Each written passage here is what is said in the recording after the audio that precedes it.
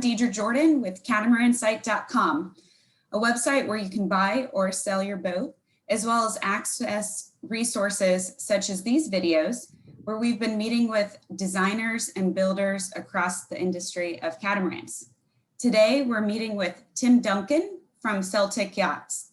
Tim, welcome. How are you doing? I'm very well, thank you. And how are you? Good, good. Thanks so much for joining us today. Can you just start by telling us a little bit about yourself and how you got involved in Celtic Yachts? I've been involved in sailing since I was a kid. Around about 20 years ago, I built an Admiral 38, which I bought the hull from Admiral Yachts at the time. And for about 10 years, I used to manufacture the woodwork for Admiral Yachts. And when Admiral Yachts closed down, they offered the molds to me, so I bought them. That's how it got started. That was about, when was that? 10 years ago. Okay, and that's how it morphed into Celtic Yachts then at that point in time? Yes, correct. Yeah, we just continued manufacturing the Admirals at a slightly smaller scale than the original owners. So at this point in time, how many catamarans per year are you building? We're only doing one a year, and basically because our place is much smaller and we have a smaller staff.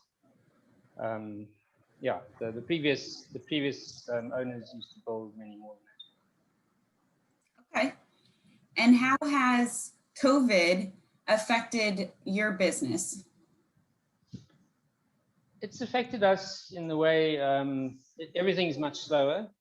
You know, getting in supplies, importing goods from overseas, especially. We've also shrunk our staff a little bit because we just haven't been as busy as usual. So it has affected us, but we're still operating and we're still building boats. Okay. Are you currently building any other models than the 40-footer? No, we have the molds for the 38 and the 40, although the 38 is getting a bit dated, so we probably aren't going to build any of those. So we do have plans and some drawings for a newer 45-footer, which we're considering starting tooling up in the next 12 to 18 months. Okay, so you're still using the molds from the Admiral for your current building today?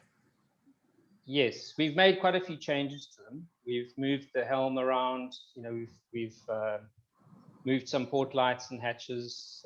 We've added new modules. We've improved the bathrooms and the showers quite a bit, and made it a little bit simpler on the interior. But basically the same holes. Okay. So in your opinion, what do you think is the ideal size of a catamaran for cruising? I do believe 38 to 42 foot. And the reason why I say that is I've sailed extensively on the 38 and the 40, and I find it's really easy to handle. And that's one of the issues with owning a catamaran is when they're too big, you need a lot of crew to help you sail. But on our boat, I sail single-handed quite often, and doing long crossings, it's really easy to sail. The particular plus with our boat is the visibility. When you stand at the helm, you can see all the way around the boat. You're not struggling to see any corner of the boat, and that's great when you're docking. You know, when you're coming into dock, it's quite stressful, can be quite stressful. So when you can see everything, it helps a lot. So I know you've done a lot of cruising yourself. What size boat were you on when you did your crossings transatlantic? Well, I've only done it on the 40, on the Admiral. Okay, all right. So, yeah.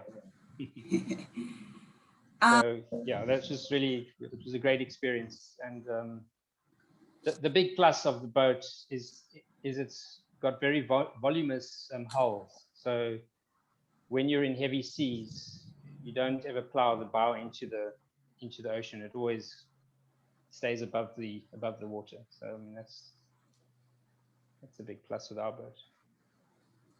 What do you think is the most important element when you're building the catamaran? It's safety. I would say safety of the crew. We build these boats. They're not built ultra lightweight, or like some boats are. They're built sort of medium to heavy. And when you're out at sea, or when you're even sailing around the Caribbean, and you crash into something, or something goes wrong, the boat must be able to withstand that whatever happens. So I would say safety, and then comfort and all those other things come along with it. But the most important thing is you don't want anyone getting hurt. And so how do you factor that in when you're building, making sure that safety is the utmost importance? Our boats are built, basically they're built slowly by a few guys who are really dedicated. We use techniques which are well known, and they've been around for many years, to ensure that the hull is strong, and the keels and the rudders and everything's over designed and built to basically withstand the seas that we have out here in the Western Cape, which is big and rough. So I think that explains it. So I've interviewed a few different designers and builders now, a few from South Africa. So why, in your opinion, do you think South Africa is a location that has become known for really building, excellent catamarans?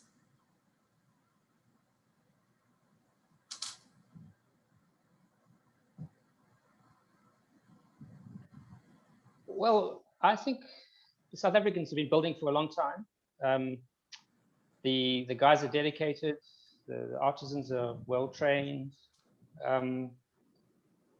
and I just think it's a great place to be testing boats, because our conditions can be pretty rough.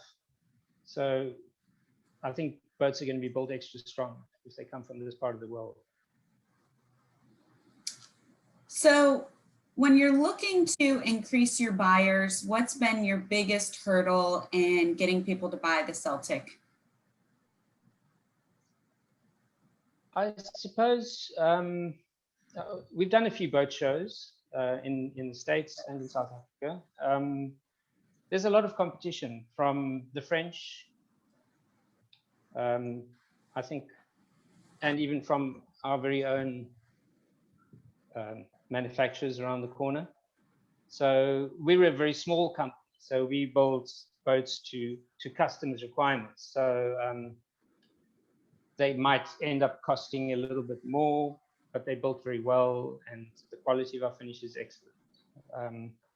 So to answer your question, it's really all about taste, I suppose. I find that guys who sail the boat and enjoy a good sailing experience like our boat. It's not just a floating gin palace, as my dad would say. It's a or a condo on the water. Oh, right. A condo on the water, exactly. Yeah. They're very good sailing boats, and I think that's what people appreciate about ours. But trying to explain that and get that across to buyers is pretty difficult. Mm. So do you feel that's what differentiates your brand from others, is the sailing performance, or is it something else? I think our boat is beautiful. It has a very nice shape. It has a very big, as I was saying, very big bows. For a 40-footer, our boat's pretty wide. It's 24 feet wide, so it's a lot wider than a lot of the other boats. we pay a lot of attention to the woodwork and the cabinetry inside. So that's one of the things that we do very well. But yeah, it's not built with maximizing accommodation space. We have a lot of open space. So when you're in the galley, for instance, you can actually look down into the hull below, and if you're down in the hull, you can look up into the galley area because it's all open.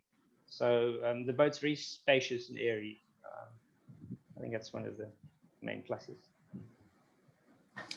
All right, so from your perspective, where do you see the future of Celtic going in the next, let's call it 3 to 5 years? We do have some drawings on the go at the moment for a 45-foot catamaran. We think there is probably a market in that range as well as the 40, but not as big as the 50. So we're busy drawing, and we want to build a yacht which is electric, which has no diesel engines, and maximizes solar power and those aspects. So I'm hoping to do that in the next couple of years. Oh, you piqued my interest around electric catamaran. So tell me a little bit more. I know there's some recent trends and popularity around that right now. So tell me a little bit more about what you're working on with that. We've spoken to Ocean Volt, a company in Europe who specializes in this technology. I'm actually an electrical engineer by training, so it's an interest of mine. And I think the battery technology has almost arrived to allow us to do that. So we would design a boat which incorporates solar panels all over the show, so to maximize the power from the sun. And yeah, so that's something that I'm pretty keen to do. And obviously to design the boat which takes advantage of the electric power. Right, right. How far away do you think you're out from having a finished product of that? I probably 2 to 3 years. Okay. That's, you know, it would help a lot if we had some interest from any potential buyers.